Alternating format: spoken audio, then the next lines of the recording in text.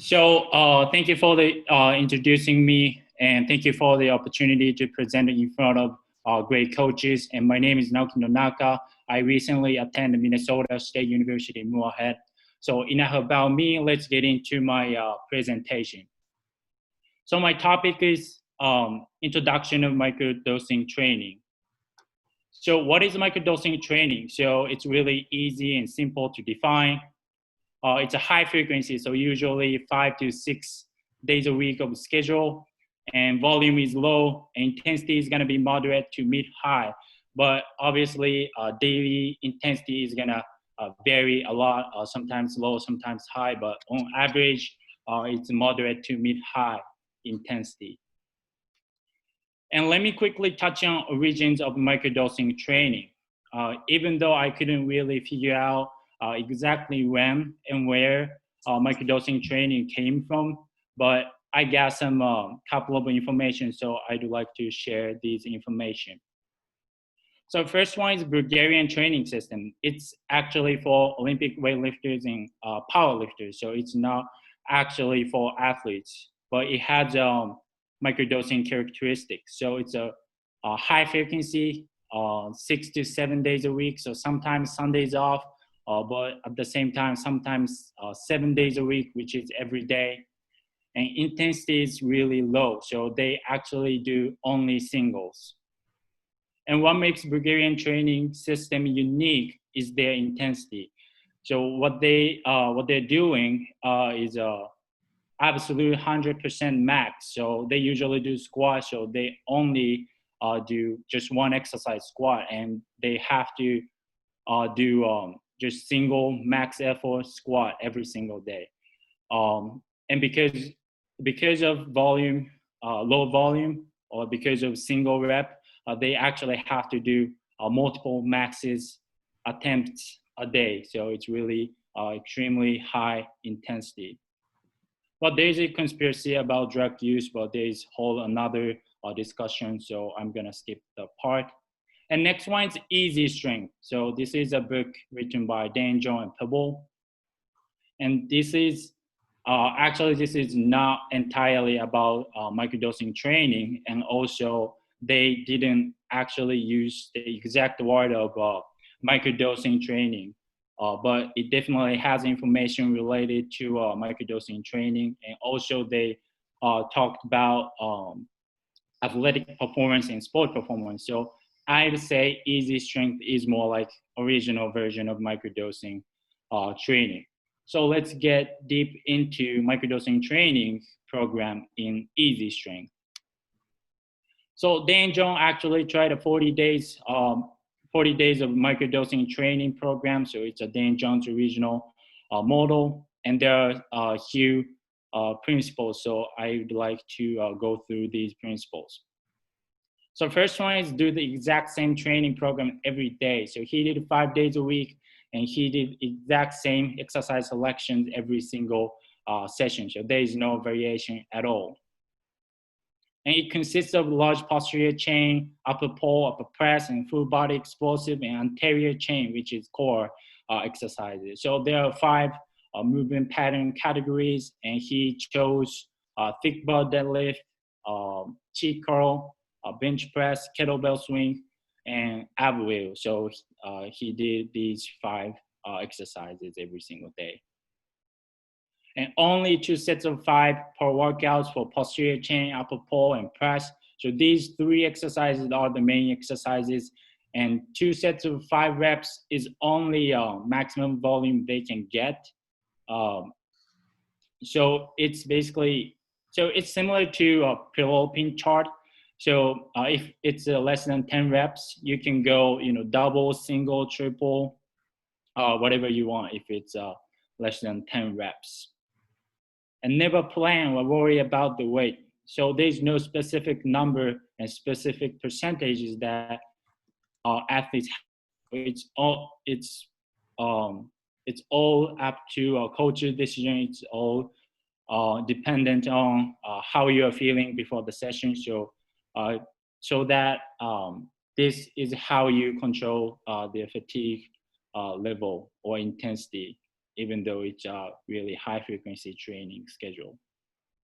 And last one is purely focused on techniques. So it's a low volume with moderate to mid high intensity. So you should be able to maintaining your techniques, and you should be focusing on your techniques. And this is the actual Dan Jones regional model. So on the left, exercise selection. On the right, this is weekly average intensity. And top is week 1 and bottom is week 3. And when you look at the average intensity, it's fairly low. Obviously, thick bar deadlift was his focus, so but still it's 70% with the lower daily volume. And even the bench press and cheat codes are the main exercises, it's around 50%. So intensity is really low. And when you look at the daily intensity, it varies a lot. And day 4 was the highest intensity in the week. And when you look at week 3, average obviously overloaded, so 77%, 61, 51%. So it's almost like simple linear periodization when you look at weekly average intensity, even though daily intensity is undulating. And what's important in week 3 is look at day 2. He actually did 6 sets of singles and he hit PR.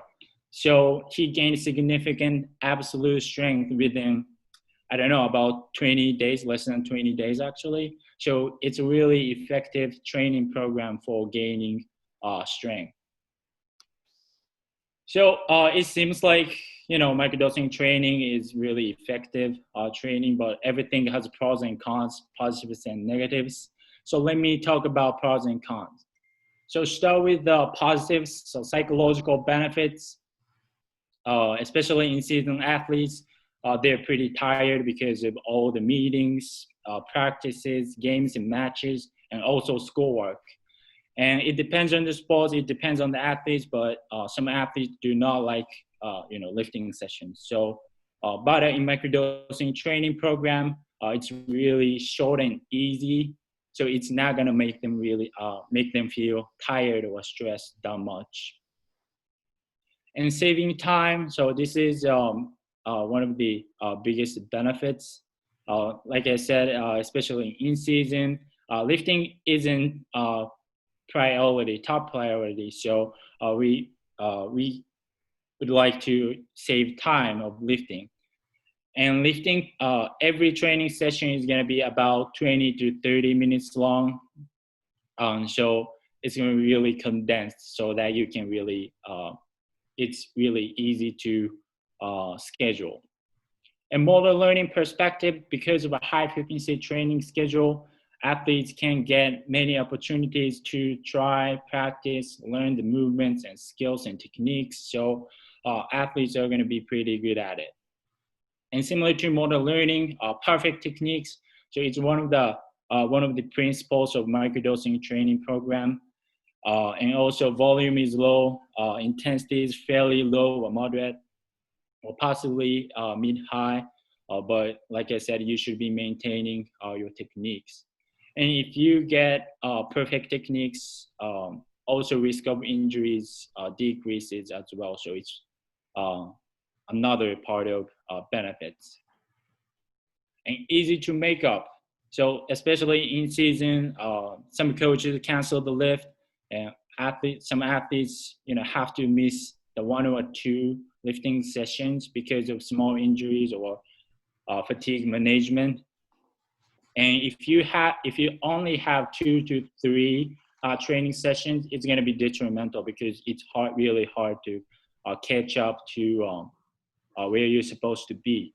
But in microdosing training program, you still have 5 to 4 lifting sessions in a week. So all you have to do is just slightly increase the volume or intensity or both. So it's really easy to make up and catch up where you're supposed to be. And fatigue management, if you load properly, you should be able to control athletes' fatigue level pretty easily. And overload, like I showed you, it's a really simple linear periodization with daily undulating. So it's really easy to program as well. And let's move on to some negatives. Also, there are some psychological negative effects. So especially for athletes who have high motivation, they probably say like, "Hey, coach, it's not enough. I don't feel like working hard enough or stuff like that." And you can occasionally allow them to do additional work, but if you allow them to do additional work every single session, it's gonna be too much. And because lifting is easy, you can't really gain mental strength, mental toughness. So sometimes it has negative psychological effects. And buy-in, so similar to psychological, but lifting is easy. So some sports coaches don't like that. Some athletes don't like that. So sometimes you have to convince them to use microdosing training program, or you have to get buy-in from athletes and coaches. And fatigue management. So like I said, this is one of the biggest benefits, but at the same time, if you load improperly or if you do too much, fatigue is going to accumulate pretty soon and pretty quickly. So it's going to mess up the athletes and performance or everything. So one of the most important philosophies is going to be less is better. So you have to keep that philosophy in mind. And lastly, lack of variation. So if you stick with Dan Jones' original model, there's no exercise variation. So sometimes you'd like to have exercise variation. So it's also a negative point. So how can we actually use microdosing training program for athletes? So like I said earlier, in season is going to be one of the best times to use microdosing training program.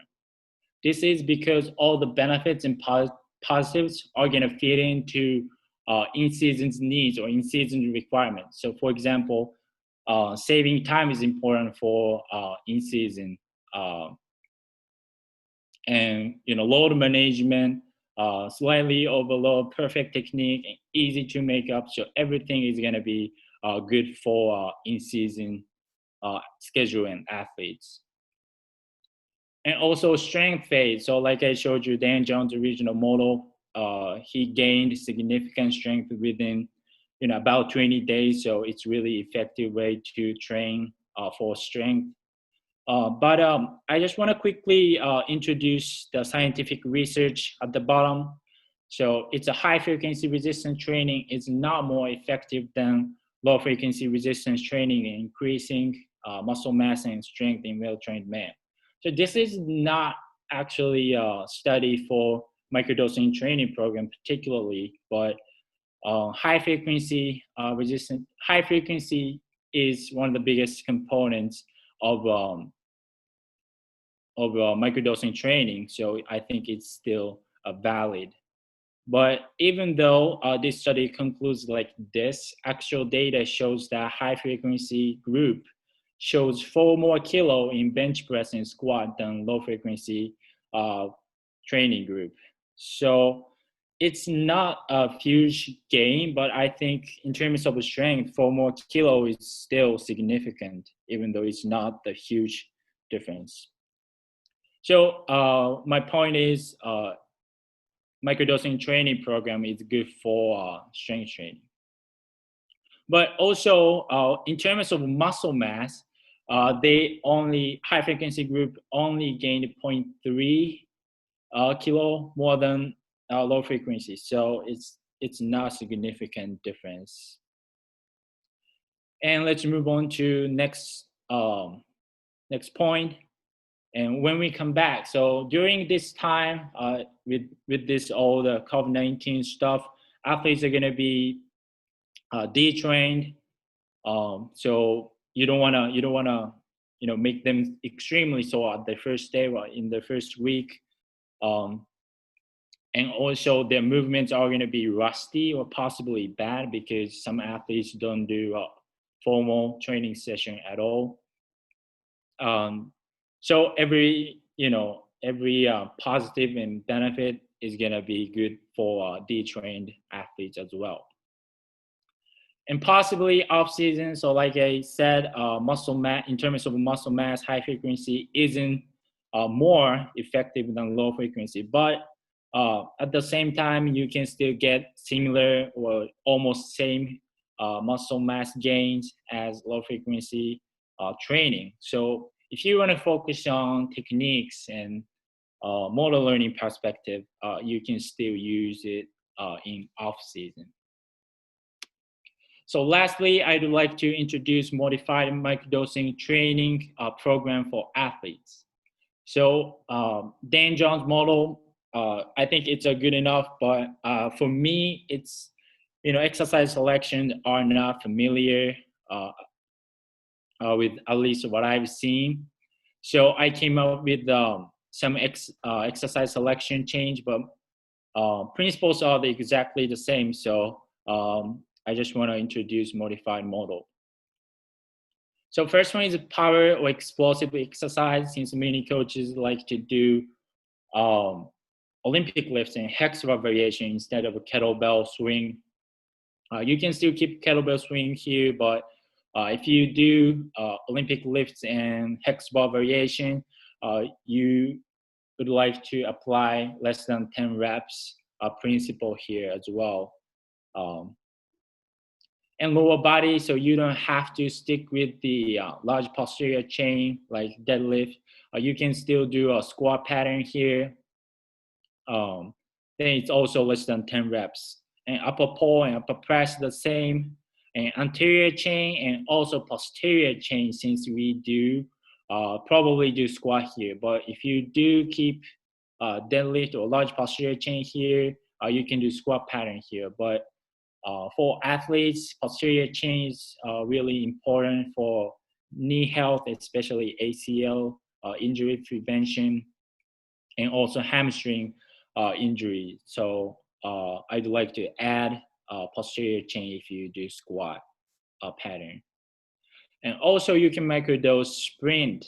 It's a really good way to add sprint exercises in daily basis. So you can do 1, 2, 3 reps every single day so that you can stimulate central nervous system effectively and you can recall sprint mechanics. So it's going to be really good for athletes' performance. And I would say these two, anterior and posterior chain and sprint, we're going to do these exercises in warm-up, during warm-up, so that you're going to be good for doing these main exercises. And we're going to pair up with these upper body exercises. So we basically have 3 blocks: power exercise, lower body, and upper pull and press. And each block has less than 10 reps. So it's going to be fairly easy and short training session. And lastly, you can still have variation. So you can still have 2 to 3 variations because Dan John's original model, there's no exercise variation. So you'd like to have more variation. So for example, day 1, 3, 5, you're gonna do back squat, bench press, and pull up. And day 2, 4, 6, you're gonna do incline alternate bench, RFE split squat and TRX strap row or whatever. So so that you can have some movement pattern. But you should follow same exercise movement pattern, and you should also use similar relative intensity so that you don't mess up the microdosing concept. So today I talked about basics of microdosing training, and I absolutely love it. And it seems like a really effective way to train, especially for in-season athletes. But I think the problem is there isn't much information out there, and there aren't many scientific research out there. So there's no study about microdosing training specifically, and also number of studies about high frequency training is limited. So if you'd like to try or learn microdosing training, I would recommend to read Easy Strength. So like I said, it's written by Dan John and Thibault. And also I recommend to listen to a podcast of Corey Schlesinger. He's a head strength and conditioning coach of Phoenix Suns, and he has really good insights on microdosing training program. So this is my references, and thank you for listening to my very first quote-unquote official or formal presentation about strength and conditioning. So appreciate that. So that's my end of presentation.